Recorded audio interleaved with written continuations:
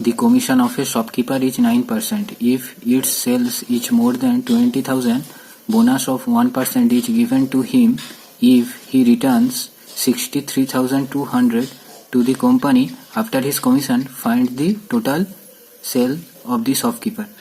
তো এই ধরনের অঙ্কে দুটো জিনিস আছে, কোম্পানি আছে আর শপকিপার আছে। আমরা এই ধরনের অঙ্কগুলো কিভাবে সলভ করব? এটা কোম্পানিকে আমাকে এই অ্যামাউন্টটা দিতে হবে। একটা আমাদের up to 20,000, another one is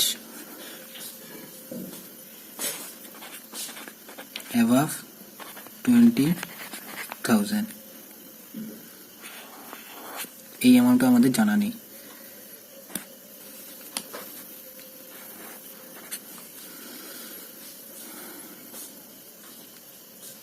If its sales is more than 20,000, যদি সে 20,000 পর্যন্ত সেল করে তার 9% কমিশন হয়। অ্যাবাভ হলে 1% তার কমিশন হয়। সো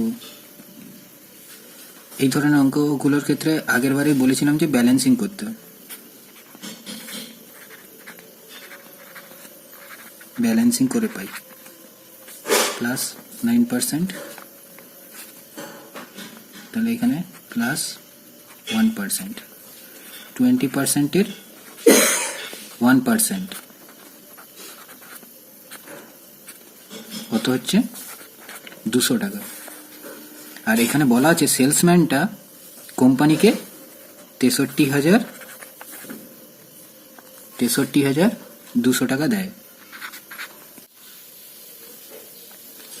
63,200 টাকা এই ভ্যালুটা কোম্পানিকে শপকিপার পে করে। So 1% commission.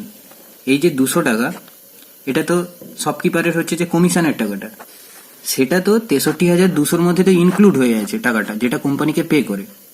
যেহেতু এখানে 63,200 টাকা ইনক্লুড হয়ে আছে, সেহেতু আমি কি করলাম, যেই কমিশন 200 টাকা হলো ওই 200 টাকা 63,200 থেকে আমি মাইনাস করলাম।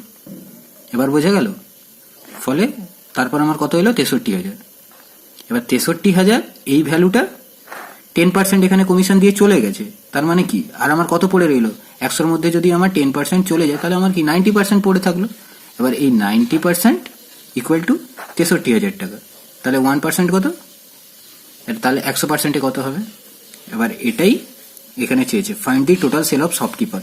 তাহলে টোটাল সেল আমার কত হলো? 70,000 টাকা। 70,000 টাকা সেল করেছে কোম্পানি, সেল করেছে সেলসম্যান 70,000 টাকা। এটাই আমাদের অ্যান্সার।